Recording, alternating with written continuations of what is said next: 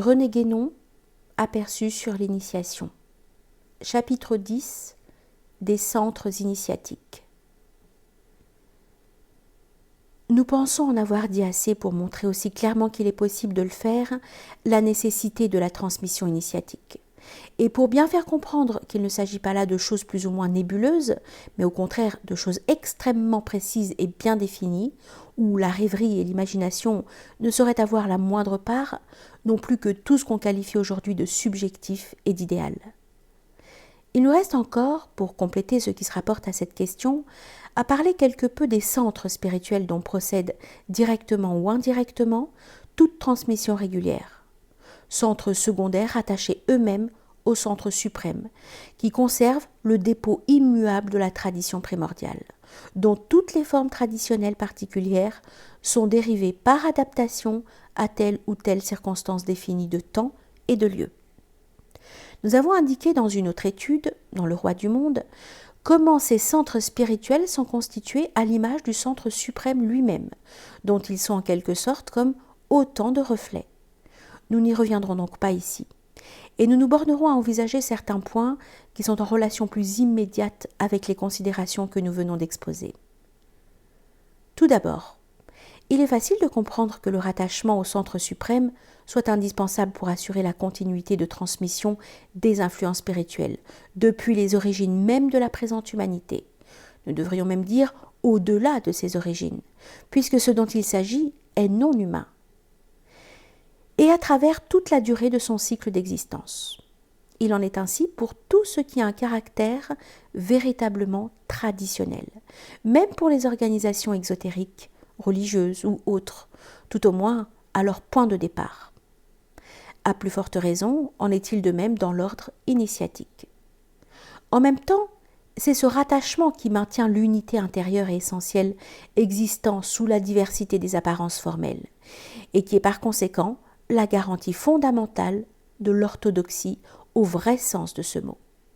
Seulement, il doit être bien entendu que ce rattachement peut ne pas demeurer toujours conscient, et cela n'est que trop évident dans l'ordre exotérique.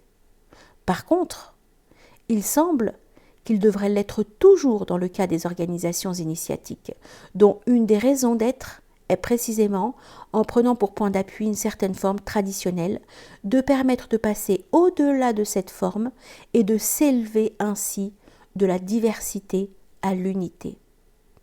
Ceci naturellement ne veut pas dire qu'une telle conscience doive exister chez tous les membres d'une organisation initiatique, ce qui est manifestement impossible et rendrait d'ailleurs inutile l'existence d'une hiérarchie de degrés.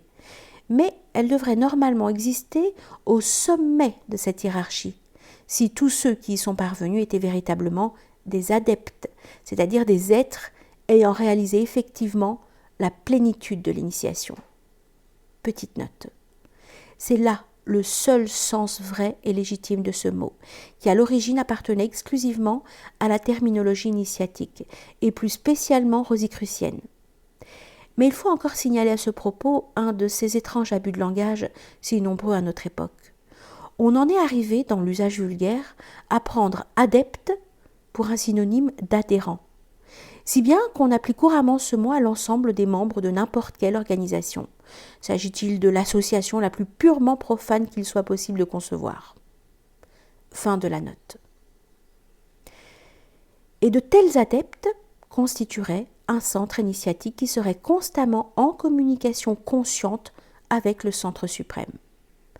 Cependant, en fait, il peut arriver qu'il n'en soit pas toujours ainsi, ne serait-ce que par suite d'une certaine dégénérescence que rend possible l'éloignement des origines, et qui peut aller jusqu'au point où, comme nous le disions précédemment, une organisation en arriverait à ne plus comprendre que ce que nous avons appelé des initiés virtuels, continuant toutefois à transmettre, même s'ils ne s'en rendent plus compte, l'influence spirituelle dont cette organisation est dépositaire.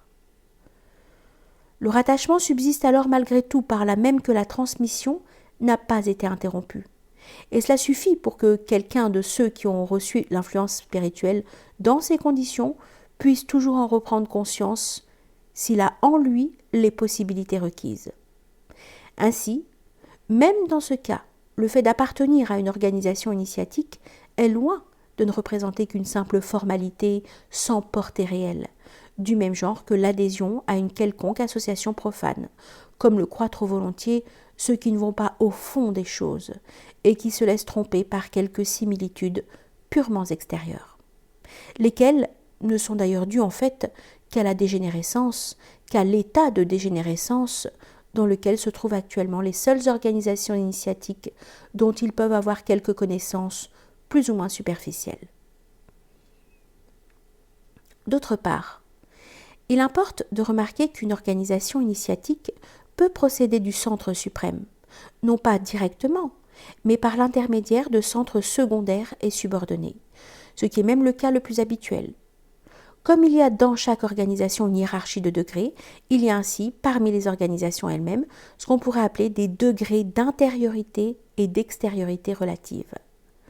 Et il est clair que celles qui sont les plus extérieures, c'est-à-dire les plus éloignées du centre suprême, sont aussi celles où la conscience du rattachement à celui-ci peut se perdre le plus facilement. Bien que le but de toutes les organisations initiatiques soit essentiellement le même, il en est qui se situent en quelque sorte à des niveaux différents quant à leur participation à la tradition primordiale. Ce qui d'ailleurs ne veut pas dire que parmi leurs membres, il ne puisse pas y en avoir qui aient atteint personnellement un même degré de connaissance effective. Il n'y a pas lieu de s'en étonner si l'on observe que les différentes formes traditionnelles elles-mêmes ne dérivent pas toutes immédiatement de la même source originelle. La chaîne peut compter un nombre plus ou moins grand d'anneaux intermédiaires, sans qu'il y ait pour cela aucune solution de continuité. L'existence de cette superposition n'est pas une des moindres raisons parmi toutes celles qui font la complexité et la difficulté d'une étude quelque peu approfondie de la constitution des organisations initiatiques.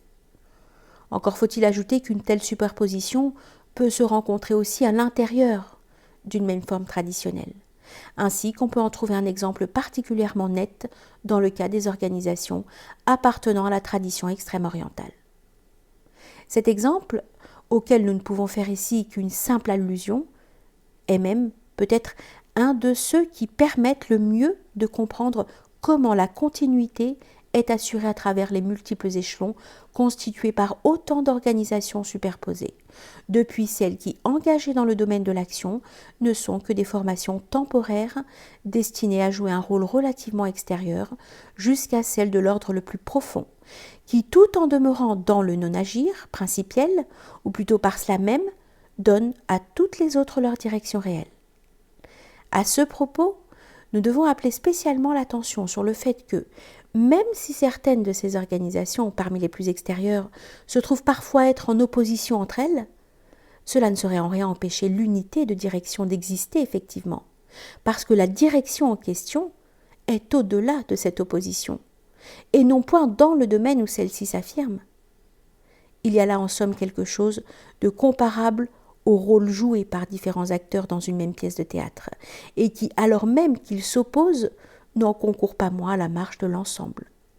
Chaque organisation joue de même le rôle auquel elle est destinée dans un plan qui la dépasse. Et ceci peut s'étendre même au domaine exotérique, où dans de telles conditions, les éléments qui luttent les uns contre les autres n'en obéissent pas moins tous, quoique tout à fait inconsciemment et involontairement, à une direction unique dont ils ne soupçonnent même pas l'existence. Petite note.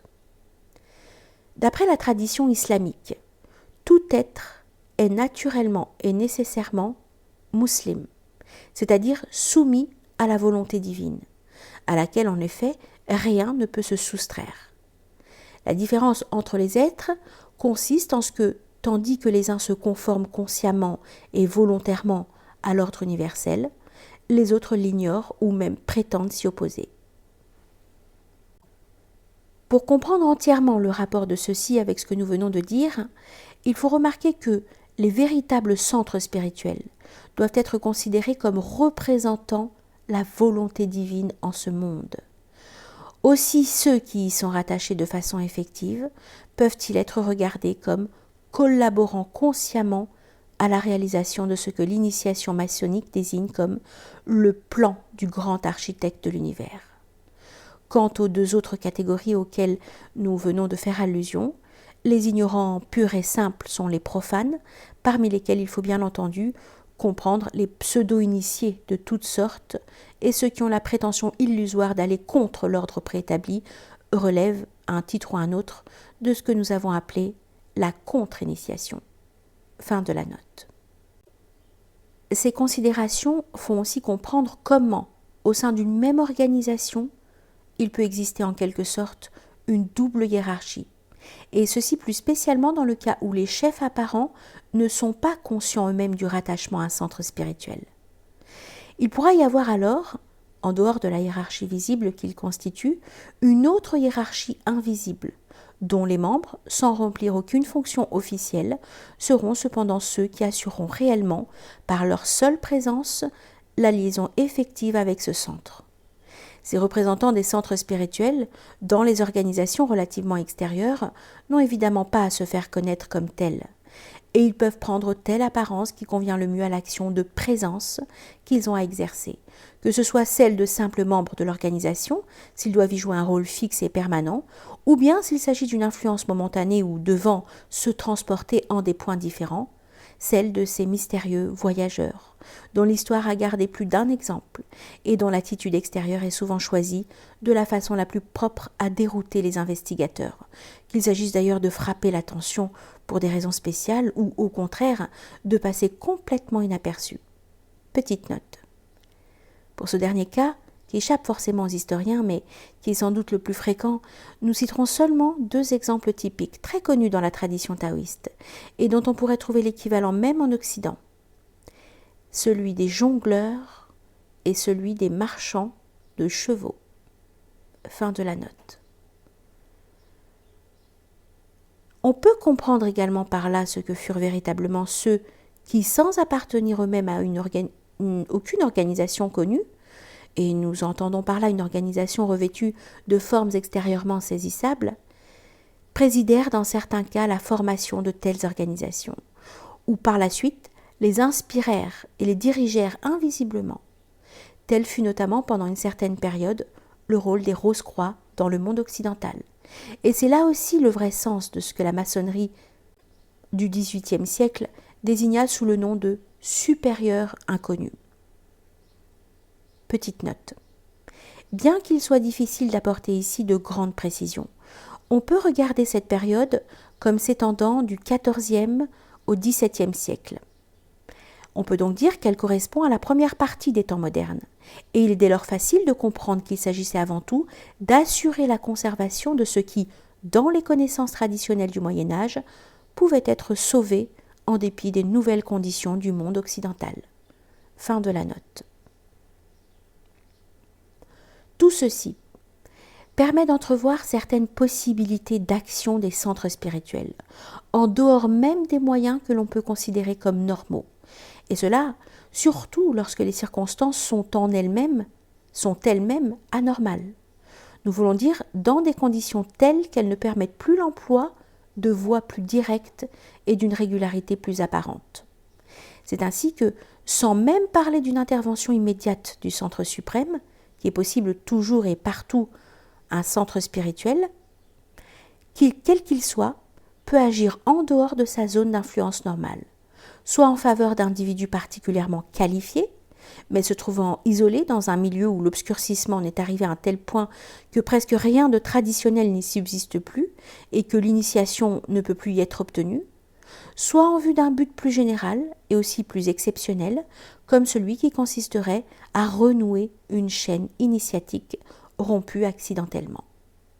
Une telle action se produisant plus particulièrement dans une période ou dans une civilisation où la spiritualité est presque complètement perdue et où par conséquent les choses de l'ordre initiatique sont plus cachées que dans aucun autre cas.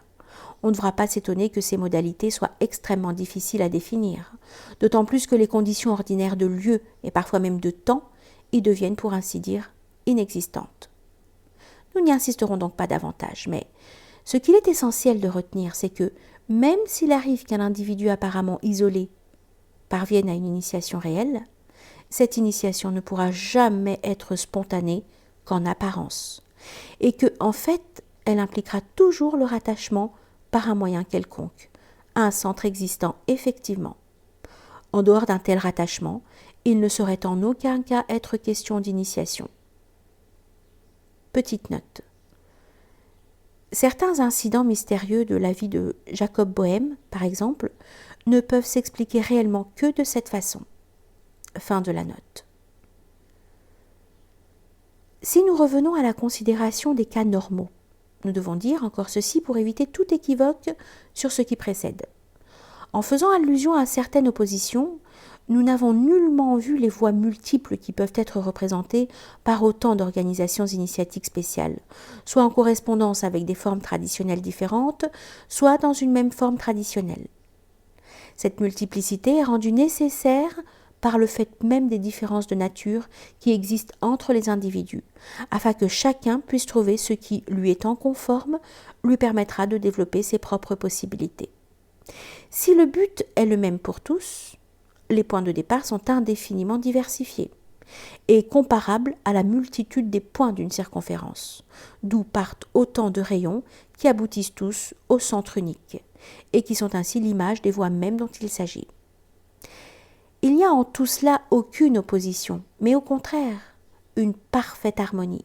Et à vrai dire, il ne peut y avoir d'opposition que lorsque certaines organisations sont, du fait des circonstances contingentes, appelées à jouer un rôle en quelque sorte accidentel, extérieur au but essentiel de l'initiation, et n'affectant celui-ci en aucune façon. On pourrait cependant croire, d'après certaines apparences, et on croit souvent en fait qu'il y a des initiations qui sont en elles-mêmes opposées les unes aux autres, mais c'est là une erreur. Et il est bien facile de comprendre pourquoi il ne saurait en être réellement ainsi. En effet, comme il n'y a en principe qu'une tradition unique, dont toute forme traditionnelle orthodoxe est dérivée, il ne peut y avoir qu'une initiation également unique en son essence, quoique sous des formes diverses et avec des modalités multiples. Là où la régularité fait défaut, c'est-à-dire là où il n'y a pas de rattachement à un centre traditionnel orthodoxe, on n'a plus affaire à la véritable initiation.